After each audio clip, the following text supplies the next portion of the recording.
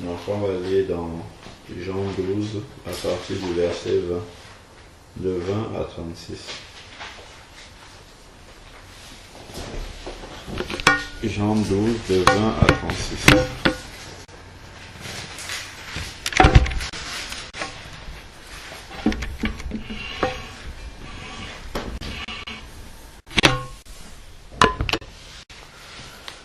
Alors, Jean 12 de 20 à 36. Il y avait quelques Grecs parmi les gens qui étaient montés pour adorer pendant la fête. Ils s'approchèrent de Philippe et de Bethsaïda. Autant pour moi, ils s'approchèrent de Philippe de Bethsaïda en Galilée et lui demandèrent: Seigneur, nous voudrions voir Jésus. Philippe alla le dire à André, puis André et Philippe allèrent le dire à Jésus. Jésus leur répondit: L'heure est venue où le Fils de l'homme doit être glorifié. En vérité, je vous le dis, si le grain ne tombe en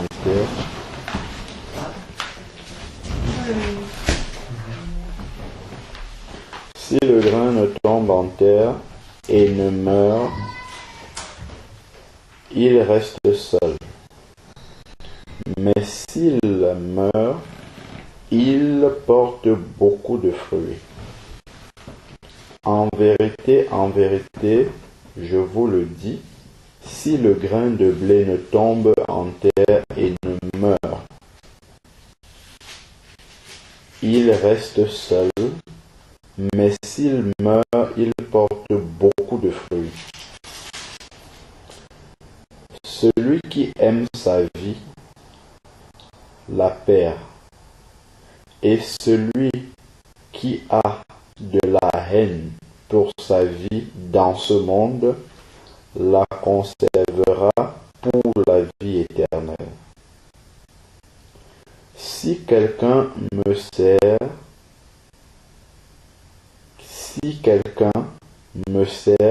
qu'il me suive, et là où je suis, là aussi sera mon serviteur. Si quelqu'un me sert, le Père l'honorera. Maintenant, mon âme est troublée. Et que dirai-je? Père, sauve-moi de cette heure. Mais c'est pour cela que je suis venu jusqu'à cette heure. Père, glorifie ton nom. Une voix vint alors du ciel. Je l'ai glorifié et je le glorifierai de nouveau. La foule qui se tenait là et qui avait entendu disait que c'était le tonnerre. D'autres disaient: un ange lui a parlé.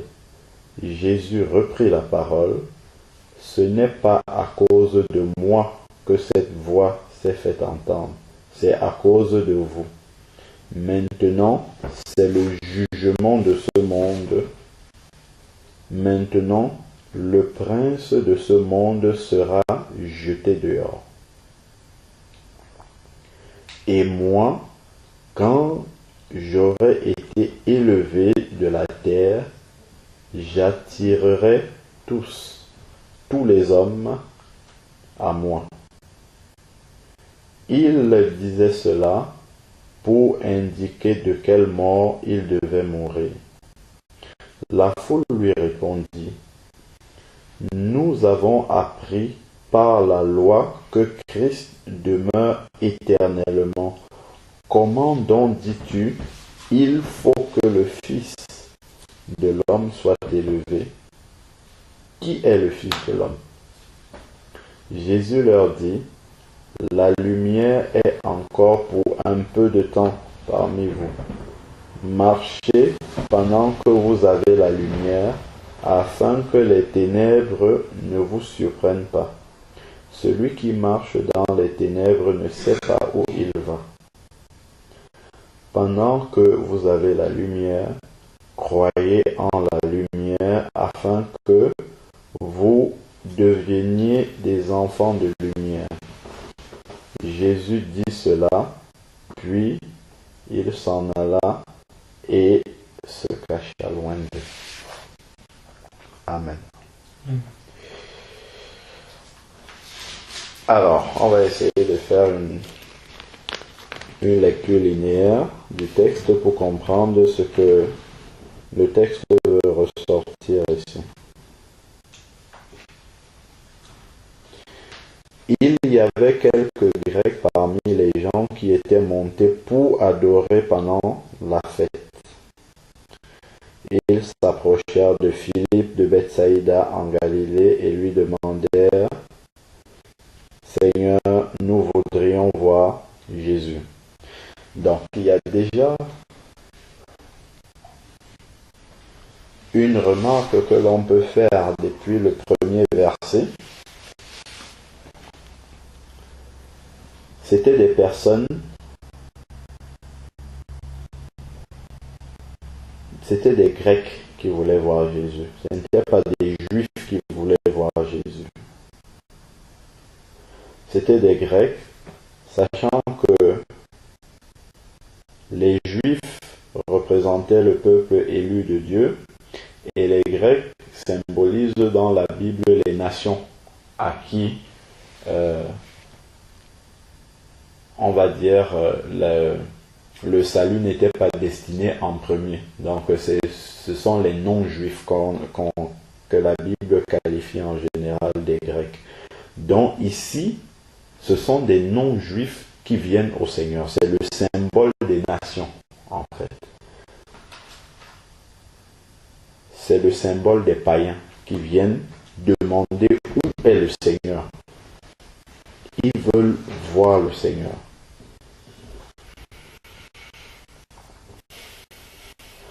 Voilà, Philippe alla le dire à André, et André et Philippe allèrent le dire à Jésus.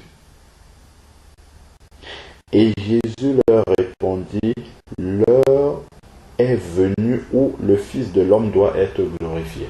Donc, Jésus immédiatement commence à annoncer en fait de quelle manière est-ce qu'il va mourir à la croix. On voit ici l'enchaînement qu'il y a entre l'identité des personnes qui veulent voir Jésus et tout de suite la manière dont Jésus commence à parler de la mort par laquelle il devait passer. Cela signifie déjà que Jésus, quelque part, est déjà en train d'annoncer que sa mort à la croix accorderait le salut également à des Grecs, à des païens. Donc on peut voir déjà cet enchaînement-là. Évidemment, les disciples n'avaient pas encore le discernement pour commencer à comprendre à ce niveau, puisque les disciples étaient juifs eux-mêmes. Et Jésus de continuer au verset 24, en vérité, en vérité. Donc quand Jésus répète cette expression en vérité, c'est amen, amen, 2 fois. En grec, ça signifie qu'il en soit ainsi, qu'il en soit ainsi. En général, Jésus emploie cette formulation pour annoncer une vérité essentielle de la parole de Dieu. Et Jésus dit, en vérité, je vous le dis, si le grain de blé ne tombe en terre et ne meurt, il reste seul. Mais s'il meurt, il porte beaucoup de fruits. Et puis il continue, celui qui aime sa vie la perd, et celui qui a la haine pour sa vie dans ce monde, la conservera pour la vie éternelle. Alors, quand il parle d'un grain de blé, pour que le grain de blé porte du fruit, il faut qu'il tombe et qu'il meure. Qu'est-ce que Jésus veut dire ici? Si le grain de blé ne tombe en terre et ne meurt, il reste seul, mais s'il meurt, il porte beaucoup de fruits. Jésus ici est en train de parler de la mort à notre ancienne vie. Ce n'est que dans la mesure où nous mourrons à notre ancienne vie, c'est-à-dire que nous perdons notre identité charnelle que nous avons eue depuis toujours jusqu'à la rencontre du Seigneur Jésus. Si cette identité-là ne disparaît pas complètement dans la mort, nous ne pourrons pas porter des fruits qui soient agréables au Seigneur. Et tout de suite, il enchaîne en disant celui qui perd sa vie. Donc, il parle vraiment de la mort à l'ancienne vie. Donc, notre marche chrétienne doit nous amener quotidiennement à tuer tout ce qui reste de notre ancienne vie, qui sont encore vivants et qui se manifestent encore.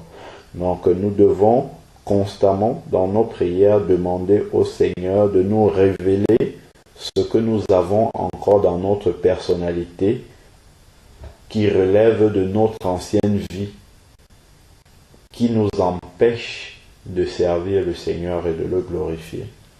Ça, nous devons accepter que ça passe par la mort. Quand on dit que ça passe par la mort, c'est le confesser et l'abandonner totalement, en demandant l'aide du Seigneur, bien entendu, pour pouvoir le faire correctement. Mais ça passe par une volonté personnelle. Après, on va le voir même dans la suite. C'est-à-dire qu'il faut vouloir pour que notre ancienne vie meure. Si on ne le veut pas, le Seigneur ne peut pas tuer notre ancienne vie sans notre consentement. Parce que nous sommes des êtres que le Seigneur a créés, nous sommes des êtres doués de raison et de libre arbitre. Le Seigneur nous laisse le choix de voir si on souhaite avancer avec lui en abandonnant totalement notre ancienne vie, ou alors on souhaite avancer avec le Seigneur en gardant des résidus de notre ancienne vie, sachant que les résidus de notre ancienne vie nous maintiendront toujours vers le bas et empêchera à l'œuvre du Seigneur de se faire pleinement dans notre vie. C'est-à-dire que si le Seigneur veut nous utiliser à une tâche, à un plan, nous appeler à un ministère qu'il a prévu pour nous, si on n'accepte pas que notre ancienne vie meure, ce ministère-là ne va pas se manifester et le Seigneur ne va pas nous le révéler parce que ça sera une perte de temps. Donc la première chose quand je dis Seigneur, j'ai besoin que tu m'utilises, en même temps systématiquement dans mon cœur, il faut que j'ai pris la résolution de faire mourir tout ce qui vient de mon ancienne vie et qui peut m'empêcher de progresser dans le Seigneur. Même tout ce que j'admettais comme étant défaite dans ma vie, il faudrait que je remette ça au Seigneur et que le Seigneur lui-même enlève totalement cela.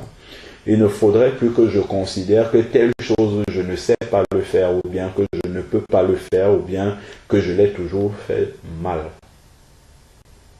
Parce que ça relève de notre ancienne mentalité.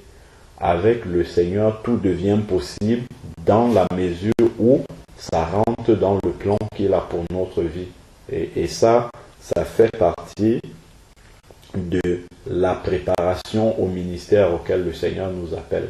Nous devons être prêts à rentrer dans une nouvelle manière de penser où on n'attend pas d'abord d'avoir les talents pour nous confié au Seigneur pour aller dans le sens vers lequel le Seigneur souhaite qu'on le serve, mais on obéit immédiatement au Seigneur, sachant que de toutes les manières, si le Seigneur nous appelle à une tâche, il va forcément nous équiper. Le Seigneur équipe toujours ceux qu'il appelle à son service. Le Seigneur ne peut pas nous appeler à faire une tâche s'il ne nous a pas préalablement équipés, ou alors il peut nous équiper chemin faisant également. Et nous ne devons pas être pressés, nous devons laisser le Seigneur faire son œuvre. Ici, il parle également, je vais lire un petit peu la suite. Voilà. Alors, verset 25-26, il dit: celui qui aime sa vie la perd, et celui qui a de la haine pour sa vie dans ce monde la conservera pour la vie éternelle. Verset 26. Si quelqu'un me sert, qu'il me suive. Donc, vous voyez l'enchaînement entre la mort à soi-même, la mort à son ancienne vie et le service pour le Seigneur. Donc, il faut au préalable que notre vie ancienne soit passée par la mort pour qu'on devienne disponible pour le Seigneur. Verset 26, si quelqu'un me sert, qu'il me suive. Donc il y a un enchaînement, il y a une corrélation entre le verset 25 qui parle de la mort à son ancienne vie et le service du Seigneur. Pour que le Seigneur nous appelle dans un ministère, il faut qu'on ait réglé totalement le problème de l'ancienne vie. Sinon, c'est un résidu de notre passé qui va toujours nous traîner en arrière et nous ralentir justement dans l'œuvre que le Seigneur veut que nous accomplissions pour lui. On comprend également que la mort à notre ancienne vie fait référence également au brisement parce que le Seigneur, pour utiliser efficacement quelqu'un dans un ministère, il a besoin de le briser. Le briser, c'est-à-dire qu'il doit prendre son ancienne nature et enlever tout ce qui est sujet d'orgueil personnel. Parce que quand le Seigneur commence à utiliser quelqu'un dans le ministère, la réaction naturelle chez l'être humain, c'est de penser que il a mérité quelque chose pour que Dieu l'utilise, ou bien que c'est parce qu'il est mieux que les autres que Dieu l'utilise, alors qu'il n'en est rien du tout. Dieu utilise qui veut. Donc, à partir de ce moment-là, c'est pour nous enseigner l'humilité. C'est la première base même pour être utilisé par Dieu. Nous devons être disponibles et surtout rester humbles. C'est pour ça que le Seigneur a besoin de tuer notre ancienne vie, parce que cette ancienne vie-là qui existait avant notre conversion contient ce qu'on appelle l'orgueil. Et le Seigneur a besoin de tailler ça, de faire mourir l'orgueil pour pouvoir nous utiliser afin que nous restions humbles pendant que le Seigneur nous utilise. C'est l'une des nécessités pour lesquelles il faut passer absolument notre ancienne vie par la mort. Alors, on comprend aussi que servir le Seigneur, se mettre au service du Seigneur, est honoré par le Père. Donc c'est un honneur pour nous de servir le Seigneur. Verset 27. Maintenant mon âme est troublée, et que dirais-je? Père, sauve-moi de cette heure, mais c'est pour cela que je suis venu jusqu'à cette heure. Père, glorifie ton nom. Donc on comprend ici que Jésus, malgré les appréhensions qu'il avait de la mort sanglante par laquelle il devait passer, est resté totalement obéissant à son Père. Et il ne s'est pas écarté à gauche ou à droite par rapport aux circonstances qui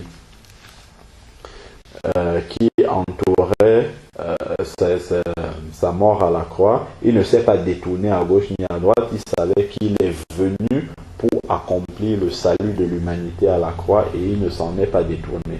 Donc c'est de la même manière que nous devons rester centrés sur le Seigneur. Si le Seigneur nous appelle à une tâche, nous devons rester toujours dans la volonté du Seigneur, quels que soient les conseils. Les uns et les autres peuvent nous donner des conseils, mais nous devons toujours ramener ça au pied du Seigneur dans la prière pour savoir quelle est la volonté du Seigneur. C'est comme ça que Jésus, qui est notre modèle, a agi. Il est toujours resté dans la volonté du Seigneur.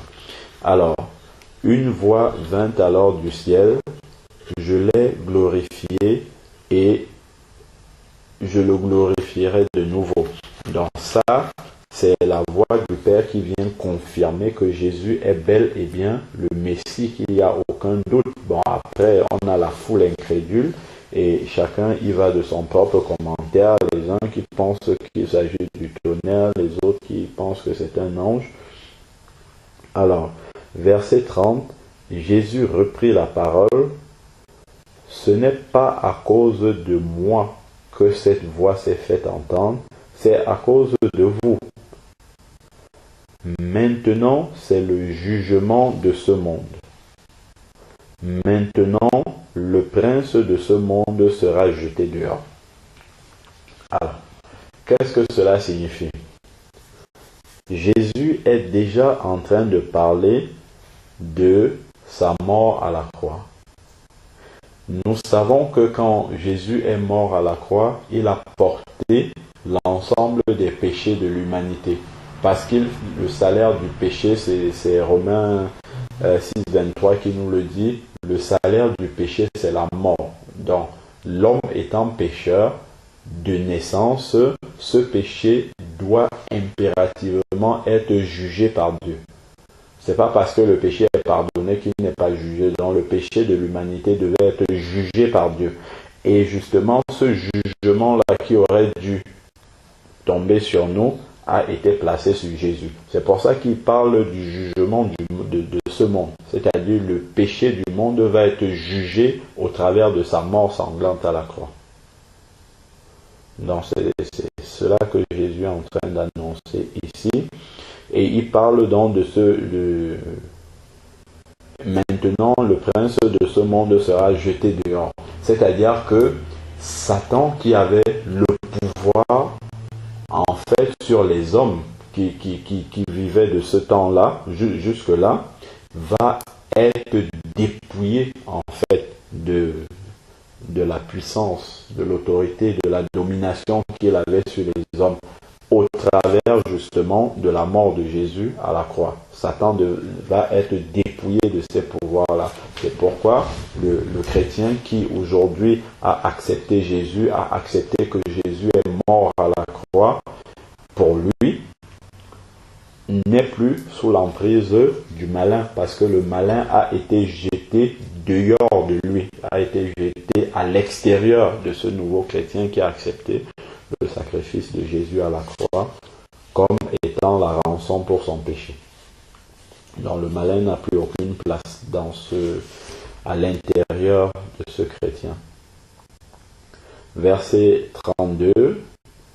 Et moi, quand j'aurais été élevé de la terre, j'attirerai tous les hommes à moi. Donc il parle ici là de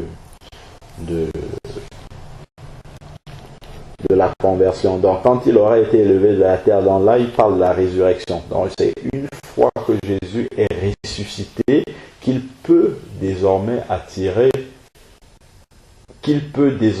sauver de la manière dont on sait, c'est-à-dire passer par la nouvelle naissance qui est la mort à son ancienne vie et la résurrection à une nouvelle vie. Ce n'est que quand il aura été levé de la terre, c'est-à-dire ressuscité, que désormais il peut attirer les hommes à lui, c'est-à-dire que les hommes peuvent passer aussi par la mort à leur ancienne vie et ressusciter à une nouvelle vie.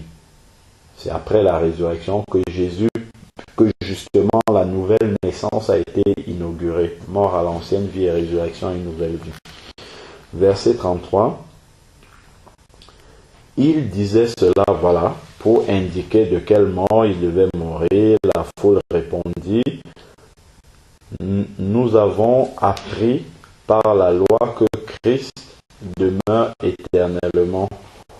Comment donc dis-tu, il faut que le Fils de l'homme soit élevé? Bon, déjà, ils ne comprenaient pas c'est qui est le Fils de l'homme. Non, les Juifs, ils ne comprennent pas de quoi Jésus parle. Jésus leur dit, la lumière est encore pour un peu de temps parmi vous. Il parle de lui, qui est la lumière même, qui est au milieu des hommes. Marchez pendant que vous avez la lumière, afin que les ténèbres ne vous surprennent pas. Celui qui marche dans les ténèbres ne sait pas où il va. Donc celui qui n'a pas Jésus, en fait, n'a pas de boussole. C'est ce que ça veut dire ici. Jésus est lui-même la lumière, c'est-à-dire que c'est lui qui donne une orientation, qui montre le véritable chemin. Celui-là, justement, qui n'a pas Jésus dans sa vie, n'a pas de sens. En fait, sa vie n'a pas de sens. Il marche dans le vide, il ne sait pas où il va, et il ne sait même pas qu'il est dans cet état, parce que c'est comme s'il était voilé, comme s'il était aveugle. Ce n'est que quand la lumière vient que justement le voile tombe et puis la personne réalise dans quel état justement elle se trouve. Verset 36. Pendant que vous avez la lumière, croyez en la lumière afin que vous deveniez des enfants de lumière. Voilà. Donc ce n'est que lorsque on croit en Jésus qu'effectivement on devient des enfants de lumière. C'est-à-dire que le fait de croire en Jésus, Jésus nous communique cette lumière-là et nous pouvons être, nous, également, une lumière pour les autres. Voilà. Donc c'est ce que ça signifie ici. Et c'est une exhortation pour nous, chrétiens qui sommes déjà convertis, à être effectivement la lumière des autres. Comme la Bible dit que nous sommes la lumière du monde et le sel de la terre. Donc voilà globalement ce qu'on peut dire de ce texte-là. Je ne sais pas si vous avez des questions. Du service, je ne sais pas si tu dois être amené à prêcher. Il faut que tu passes par un brisement par rapport à ça. Oui. Si tu étais, par exemple,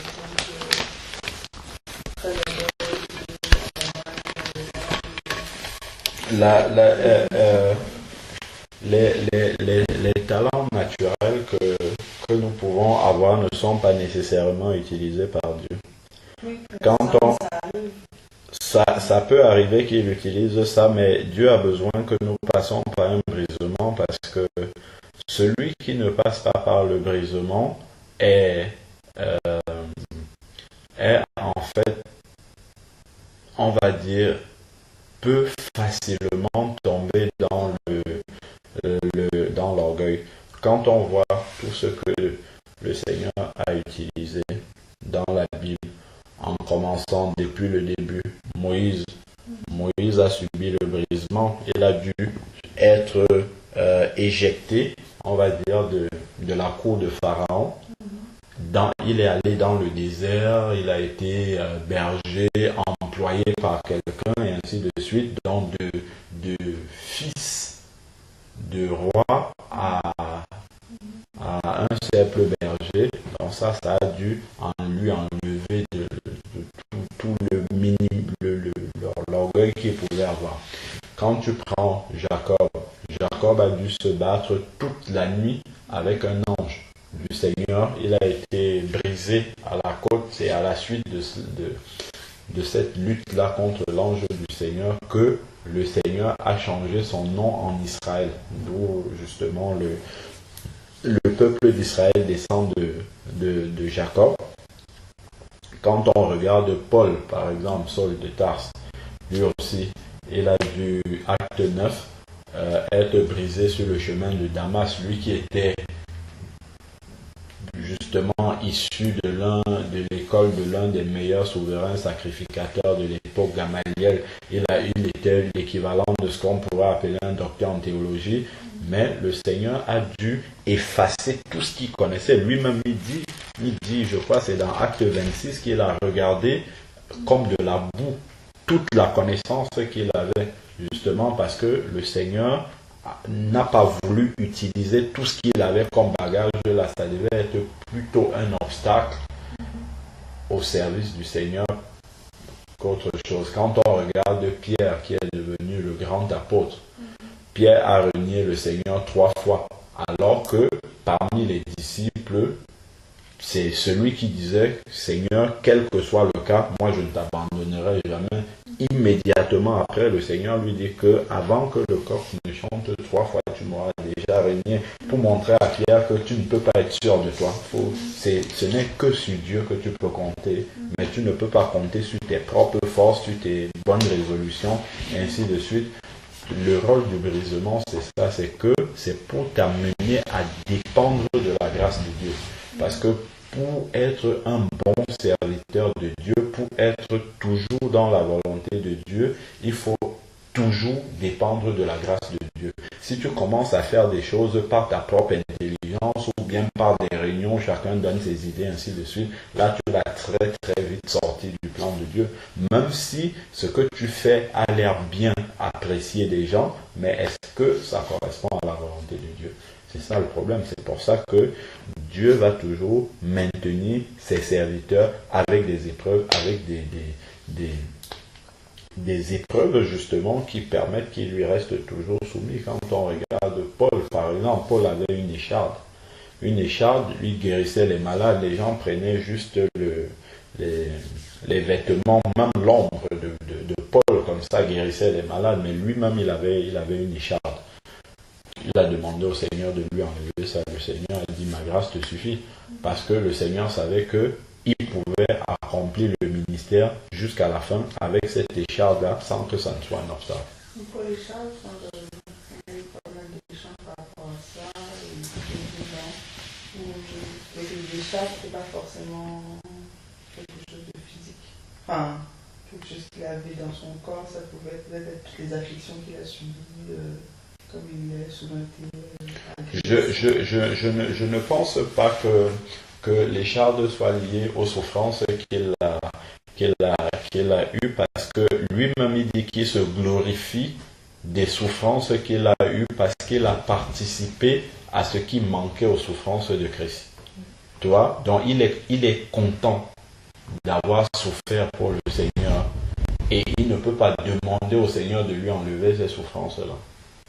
Et s'il n'est pas content après avoir vu que, que cette écharde-là qui a permis non, il ne parle pas, il ne parle pas de l'écharde, enfin, il ne dit pas qu'il est content de l'écharde, nulle part. Il a demandé au Seigneur de lui enlever. Je veux dire, après, quand il est content de tout ce qu'il a fait, de la souffrance qu'il a endurée, est-ce que c'est pas la suite de ce que, c'est-à-dire le fait que, bon, le Seigneur lui a laissé l'écharpe, lui a demandé, il a dit, la grâce suffit, il a installé l'écharpe et il a vu, c'est-à-dire l'écharpe, bon, en considérant que l'écharpe, c'est peut-être les souffrances, les afflictions, les emprisonnements, les lapidations, c'est-à-dire, peut-être le fait d'avoir de vivre ça après, il s'est rendu compte que bon, si le Seigneur lui a laissé ça, ça lui a permis justement de gagner d'autres âmes, je sais pas, après...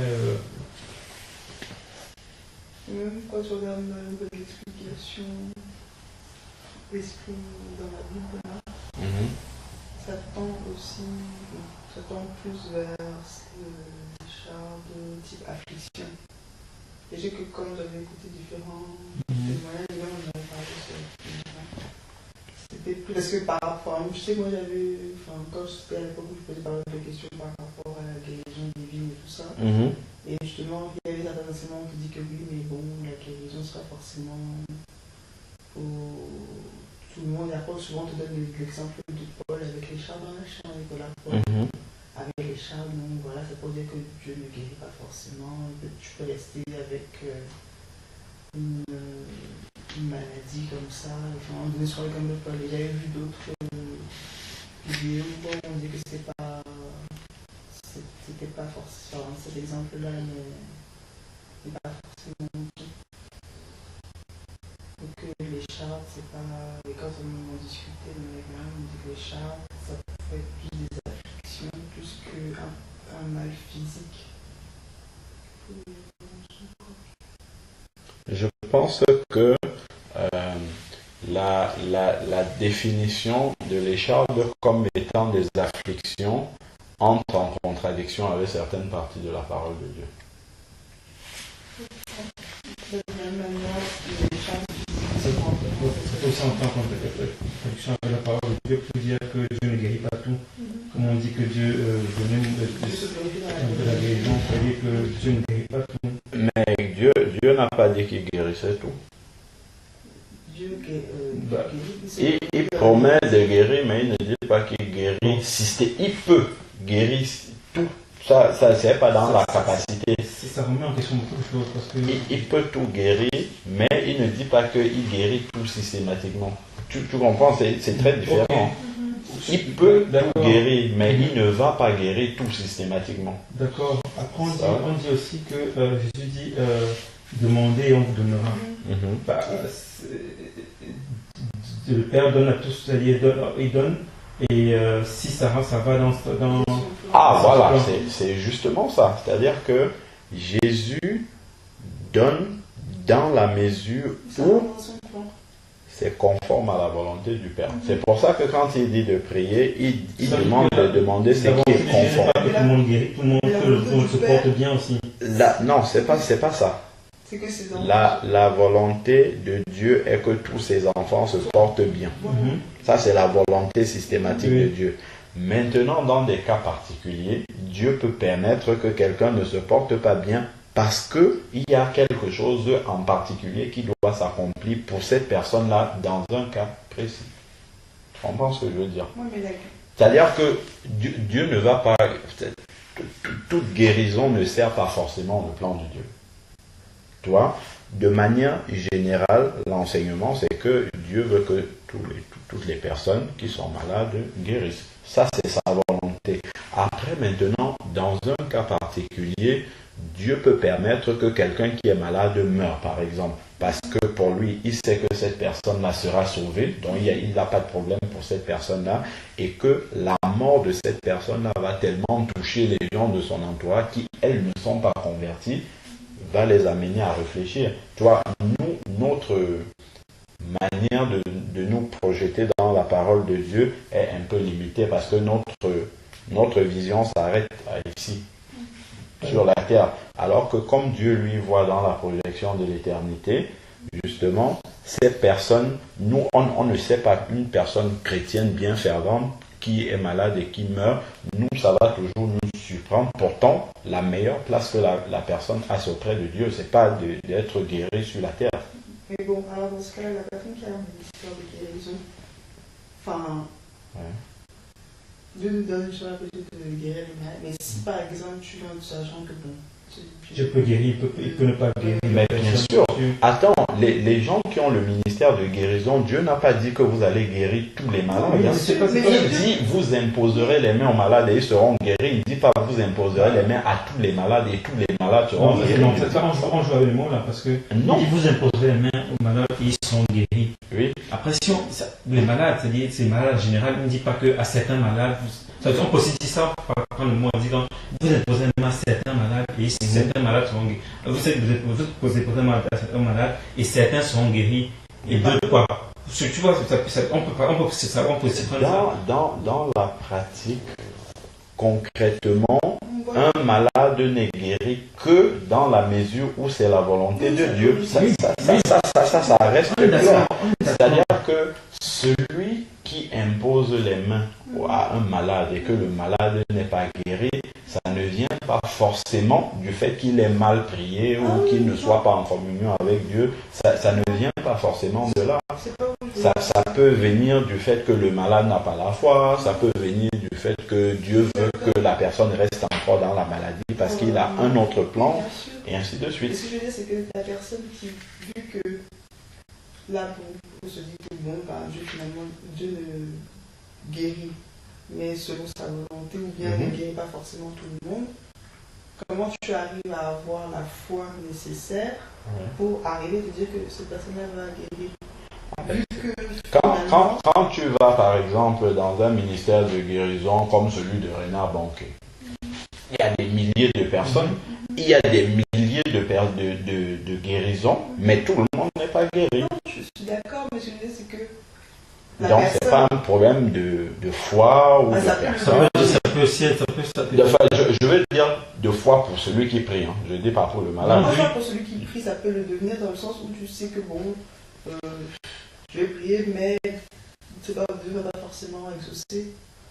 Non, mais... Et donc ça veut dire que ta foi...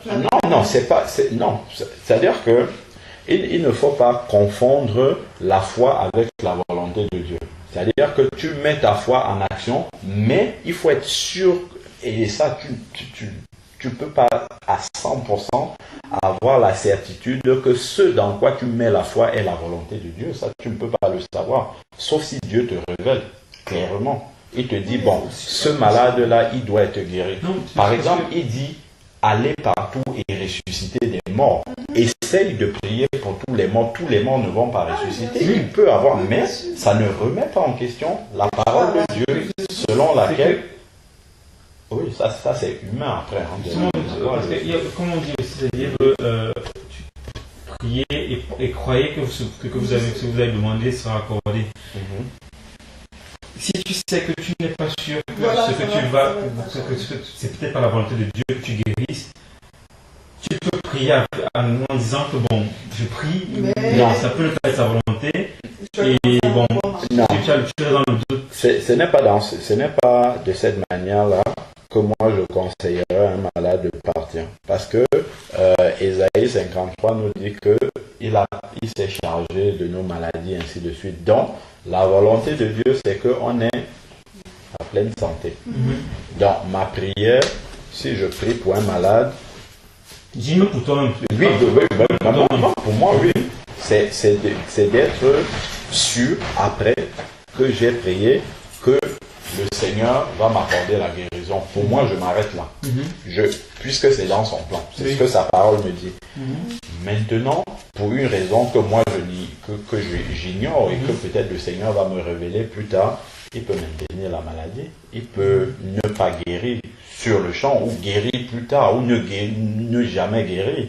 Mais ça peut poser un, c'est-à-dire après dans la foi, ça peut poser un problème dans le sens où tu peux prier 1, 2, 3, 4, 5 fois pour des malades à la suite et 5 ne guérissent pas.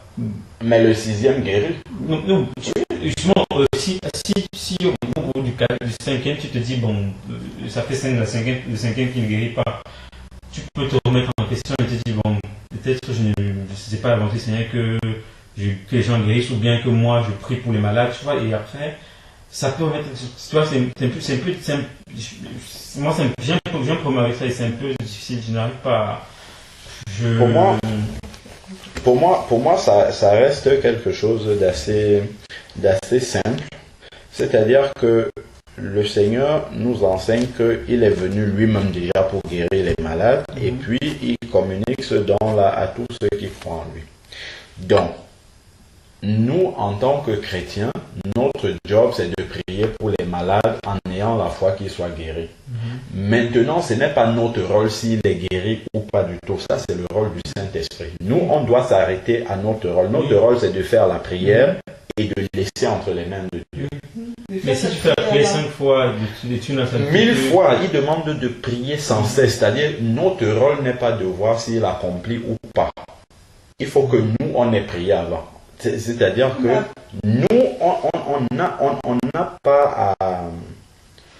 C'est-à-dire qu'on ne peut pas tenir Dieu en accusation. Non, pas si, on dit pas. Notre rôle, c'est de... Quand il dit, voici les miracles qui accompagneront ceux qui ont cru. C'est-à-dire que si je suis quelqu'un qui est cru, moi je lis ce verset, voici les miracles qui accompagneront ceux qui ont cru. En mon nom, ils imposeront les mains aux malades. J'arrive partout. S'il y a un malade, je prie pour lui et je le remets entre les mains du Seigneur et je passe. S'il est guéri, il m'enverra son témoignage. S'il n'est pas guéri, bon, c'est pas Oui. C'est pas dû à ma foi. C'est pas dû à moi. Moi, j'ai fait ce que j'avais à faire. Moi, ce que j'avais à faire, c'était de prier et d'expliquer au malade qu'il faut qu'il ait la foi par rapport à cela. Mais ce que je veux dire, c'est que c'est juste dans l'état d'esprit dans lequel tu vas faire, ça va être différent quand tu commences à te dire que finalement, quelque part, ta foi, elle baisse un peu. Enfin, c'est pas... Oui, ça peut. Je sais que voilà, Dieu dit dans sa parole, voilà, on va vous gagner. Enfin, voilà, ça peut avoir de l'impact. Regarde par exemple les disciples à qui Jésus avait communiqué le pouvoir de chasser les démons et ainsi de suite. Ils sont partis, les 70, ils ont chassé les démons partout et tout. Ils sont revenus dire à Jésus qu'ils sont contents parce que même les démons leur sont soumis et Jésus leur disait soyez plutôt contents que votre nom soit écrit dans le livre de vie. Et peu de versets après, on voit que ils arrivent quelque part, il y a un enfant qui est tourmenté, ils essayent de chasser, rien, il n'y a rien qui se passe. Après, ils se retournent, ils demandent à Jésus, mais comment se casser alors qu'on a le pouvoir? Et Jésus leur dit, il y a certains démons qui ne partent que par le jeûne et la prière. Voilà. Donc, c'est-à-dire qu'il y a des cas comme ça où la simple prière, par exemple, ne suffit pas. Il faut peut-être jeûner pour un malade. Il faut peut-être prier un certain temps parce que Dieu veut, au travers de cette maladie-là, faire un travail avec la personne. Oui, moi je suis d'accord avec ça. Tu vois? Mais le fait de dire que on peut dire que tu peux prier 1 an, 2 ans, mais il faut que te dire qu'au bout, le Seigneur va le guérir. Mais si tu te dis non, mais toi, tu dois avoir la certitude que le Seigneur, c'est ce que c'est pour ça que je parlais d'Ésaïe. Tu sais que comment persévérer dans la prière pendant 1 an, 2 ans, sachant que ça peut ne pas être la volonté de Dieu. Il y a les gens qui ont prié, par exemple, pour la conversion de leur mari pendant 20 ans. Le mari se convertit au bout de la 21e année. Ça peut être la même chose pour la maladie. On peut prier pour quelqu'un toute la vie et finir par mourir. Mais est-ce que ça veut dire qu'on ne devait pas prier? Le truc, c'est que. Mais comment savoir à quel moment? C'est-à-dire, ça veut dire que tu vas absolument prier. C'est-à-dire, comment tu savoir pries jusqu'à l'accomplissement. C'est ce que toi tu dois faire. C'est ton rôle, ton job en tant que chrétien, c'est de prier jusqu'à l'accomplissement. C'est ce que toi tu dois faire.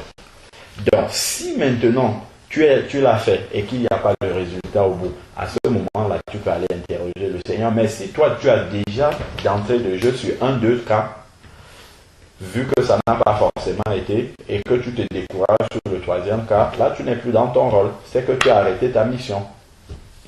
Parce que Dieu peut aussi tester ta propre foi. Oui. En faisant en sorte que les premiers... Enfin, tu veux par exemple commencer à prier pour les malades dans les hôpitaux, tout ça. Tu prends quelques cas, ça ne marche pas dès le début. Si tu t'arrêtes, Dieu peut aussi te mettre à l'épreuve, toi-même déjà, pour voir est-ce que vraiment ta foi va résister comme ça à des réponses qui semblent négatives. Et après, par la suite, il ouvre le chemin. Je suis certain que les ministères là qui font des guérisons, je suis sûr qu'au début, il y a beaucoup de cas où ça ne marchait pas. Beaucoup. Mais Dieu a dû les enseigner comme ça au travers de ces exemples-là pour qu'ils continuent à s'attacher, à se confier jusqu'à ce qu'ils commencent à avoir des résultats comme ce qu'on voit. Je suis d'accord. Mais là, en fait, moi, c'est beaucoup plus par rapport à par exemple, les hommes de Dieu qui restent dans une maladie très longtemps et qui, au final, par exemple, tu vas dire qu'il peut ne pas guérir de ça. On a déjà eu cette discussion-là. Ouais. Et donc, des fois, on va même te prendre l'exemple de Paul avec les Charles. Pour moi, je dis que voilà, Dieu se glorifie dans la guérison. Et pour moi, un homme de Dieu ne peut pas rester en une maladie longtemps et en mourir en plus. Enfin, pour moi, je me dis, à un moment donné, ça moi, je pense que nous n'avons pas tous les éléments pour évaluer ce qui est de la gloire de Dieu. Nous n'avons pas tout. Nous n'avons pas tous les outils pour analyser et comprendre que ceci est pour la gloire de Dieu. Je prends par exemple, il y a un pasteur assez âgé comme ça, français, qui venait généralement dans notre église, là, quand il y a des programmes pour les jeunes, il prêchait, il a monté plein, il avait eu une grosse œuvre missionnaire au Vietnam, il a bâti plein de choses là-bas, mais il avait une maladie du cœur. Il a été malade un certain temps, après ça allait mieux. Quand il est venu même là, il est venu chez nous il y a peut-être juste avant qu'on parte au Cameroun, hein. Je crois 1 ou 2 dimanches avant qu'on parte au Cameroun. Ben, dernièrement là, il y a une semaine là, il a fait un accident, il est mort. Il a fait un accident. C'est pas l'accident qui l'a tué, mais comme il avait déjà, son cœur ne fonctionnait plus bien, bon, ça a cédé à ce moment-là. Qu'est-ce qu'on va dire? Et il a été malade du cœur, finalement il est parti presque par le cœur. Pourtant c'était un vrai serviteur de Dieu qui a monté, qui a formé des pasteurs partout dans le monde et ainsi de suite. Est-ce qu'on va dire que Dieu ne s'est pas glorifié? Est-ce qu'on va dire qu'il est mort de la mauvaise manière? Est-ce qu'on va dire qu'il a laissé un mauvais témoignage? Est-ce que moi je pense que je n'ai pas tous les éléments qui me permettent de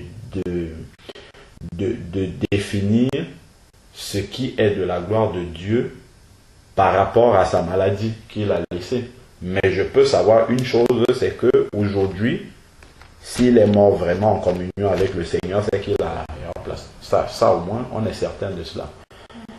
Après maintenant, comment les hommes, eux, interprètent le témoignage qu'il laisse par rapport à sa maladie, est-ce que c'est de la même manière que Dieu le voit? C'est ça maintenant tout le problème. Est-ce que si nous on dit que c'est un contre-témoignage, pour Dieu, il trouve peut-être que ça va comme ça?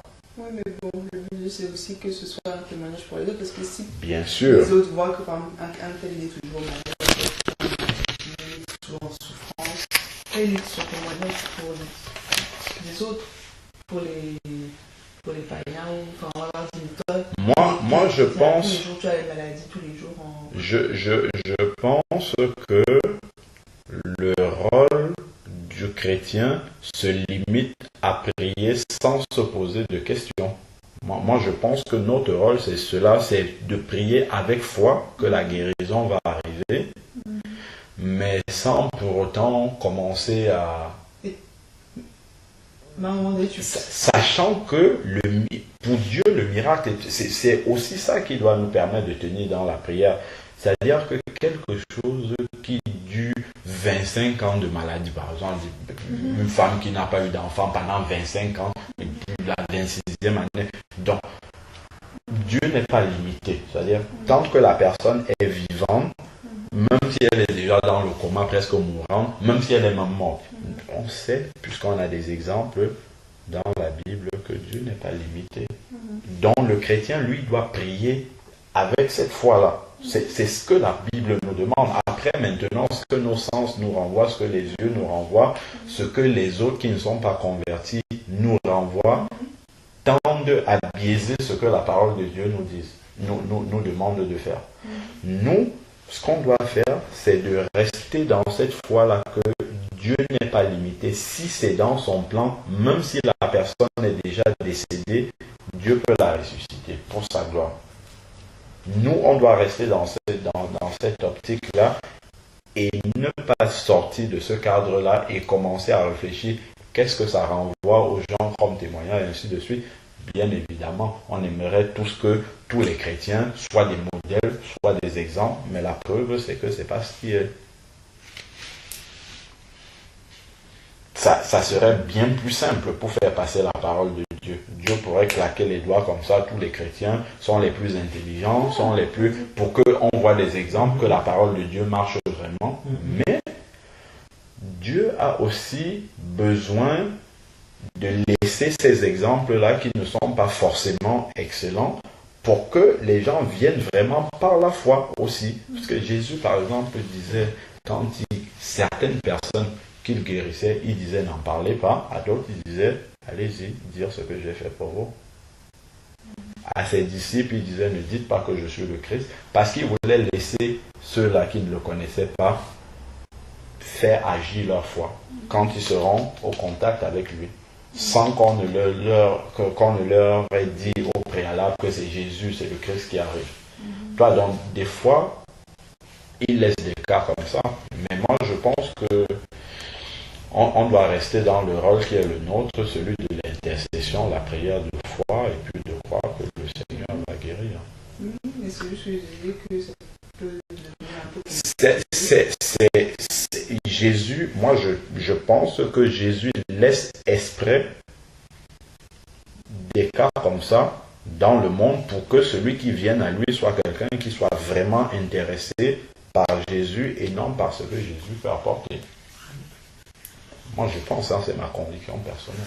Donc ça veut dire qu'en gros, même comme pour ta situation, bon, tu peux prier, mais bon, tu dis que bon, il peut te laisser moi, tu te dis, bon, finalement, moi, s'il fait des promesses, mais non, mais souvent, le truc c'est que je comprends, c'est que faut pas prier en te disant en lui donnant des deadlines, par exemple. Tu ne peux pas donner une deadline à Jésus. Ça peut prendre 1 ou ça peut prendre 5-10 ans. Mais prie seulement. Et tu as un verset, c'est Romains 8:28, que tous les chrétiens doivent connaître, c'est que tout concourt au bien de ceux qui aiment Dieu. C'est-à-dire que à partir du moment où tu commences à prier pour un sujet et que tu ne vois pas l'accomplissement arriver, il faut faire l'analyse autour. Qu'est-ce qui peut matériellement, en tout cas pour ce qui est de ta connaissance, qu'est-ce qui peut empêcher que ça se réalise? Est-ce que peut-être il y a un péché? Est-ce que... Bon, une fois que tu élimines tout ça, s'il n'y a aucune raison, ça ne dépend pas de toi. À ce moment-là, c'est là justement que tu dois faire agir la foi et rester dans la prière et la ferme certitude que Dieu va accomplir ce pourquoi tu pries. Et Dieu a besoin qu'on passe par l'école de la foi. Hein. Que quand tu rencontres même les hommes de Dieu, là, quand ils te racontent les chemins, les sentiers étroits par lesquels ils sont passés avec le Seigneur, il fallait vraiment avoir beaucoup de foi pour ne pas, à un moment, laisser tomber et passer à autre chose.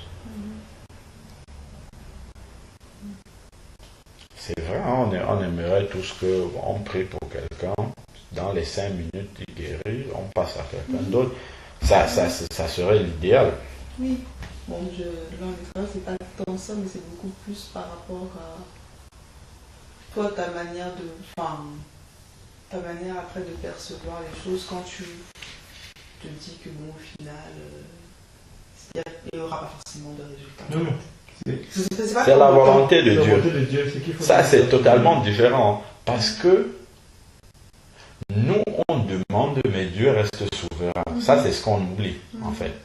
C'est que Dieu reste souverain et la souveraineté de Dieu, justement, tient compte, par rapport à Romains 8:28, là, tient compte de ce qui est bien pour nous.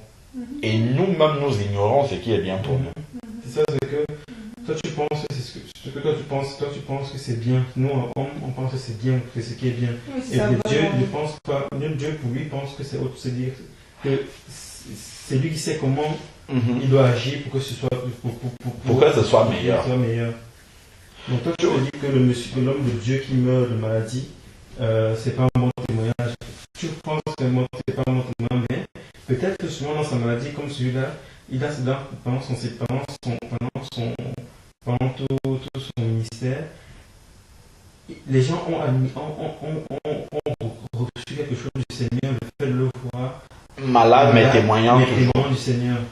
Ils se sont dit peut-être que il y a certainement quelque chose qui le fortifie comme ça. Et ça a peut-être rapproché ces gens-là de Dieu, et que il puisse amener des gens au Seigneur dans cet état-là. Que s'il était en santé, en pleine santé, il vient, il raconte plein de trucs, on le voit en pleine vie, tout va bien. Donc, en fait, il n'expérimente pas vraiment la souffrance que celui pour qui il prie a. Alors que toi, quand tu es dans le même état, mais tu pries pour quelqu'un, je prends par exemple l'exemple je prends l'exemple de mon ami qui est SDF là, et pasteur. Normalement, c'est impensable, impossible. Mais quand tu l'écoutes parler, lui, dans cette situation-là, tu l'entends témoigner de Dieu, tu te dis, ah ben tiens, Seigneur, moi je n'aime même pas me plaindre. Tu vois, quand tu l'écoutes, c'est tellement édifiant de voir quelqu'un qui vit cette situation. Parce que si moi je peux ouvrir ma Bible et je dis, bon, il faut être pauvre et supporter il y a une grosse télé, je mange tous les matins. C'est pas le même impact que quand quelqu'un comme celui-là va se mettre à prêcher, parler de ça. Mais donc au final, ça peut avoir de la même manière dans tu vas être là, tu vas avoir des enfants, tu as des enfants qui sont malades, ou bien encore des enfants avec des nécessités ou des problèmes divers, enfin, mais tu as d'autres choses. Mais je ne pense pas qu'un vrai serviteur de Dieu va permettre que tous ses enfants soient égarés et ainsi de suite. Il peut permettre que à la limite, pour te maintenir sur tes genoux, pour que tu sois toujours en prière pour lui. Pourquoi tu penses? Mais c'est des cas isolés qui peuvent arriver, mais c'est pas courant, quoi. C'est pas courant de voir un serviteur de Dieu qui a un enfant trisomique. Ça peut arriver. Moi, je dis que ça peut arriver parce que on ne sait jamais ce que Dieu veut faire. Donc, je me dis que ça pourrait arriver. Alors, moi, j'ai jamais vu le cas. Souvent, comme on dit, on ne sait pas tout ce que Dieu prend en compte pour sa gloire. Et est-ce que par exemple, est-ce que tu as par rapport à l'enfant trisomique, est-ce que l'enfant est trisomique après, c'est-à-dire le monsieur est venu au Seigneur après que son enfant a été trisomique, ou bien son enfant était trisomique pendant qu'il est né trisomique et avant qu'il lui rencontre le Seigneur, pendant qu'il était déjà le Seigneur. Peut-être que avant, toi, on a vu des exemples, Annie nous a donné des exemples de son enfant. On disait que son enfant était malade, il allait avoir la même maladie que son fils. Mais Annie a prié pour que l'enfant ne naisse pas comme ça. Donc, ton rôle, à ton niveau, ton rôle, c'est qu'au moment où tu seras enceinte, c'est de prier pour que ton enfant ne devienne pas malade. Ou bien, exactement. Et après, c'est dire, ne pas commencer à poser des questions. Si il est malade, ça veut dire que si finalement il est malade, ça veut dire que le Seigneur, tu vois, nous prie, c'est tout, tu pries jusqu'à la fin de ton accouchement, et le Seigneur fera, et on dit tous, le Seigneur ne va pas te faire avoir un enfant trisomique si c'est que non, oui, moi aussi. Tu ne peux pas supporter, ou bien que tu ne peux justement. Et il le dit aussi dans sa parole. Je pense que les gens peuvent t'expliquer aussi que Dieu ne peut pas faire un truc qui va t'éloigner de lui. Si vraiment il sait que ça va t'éloigner de lui, il ne va pas permettre que ça arrive. Exactement. Puisque il ne donne pas des preuves qui soient au-delà de ce qu'on peut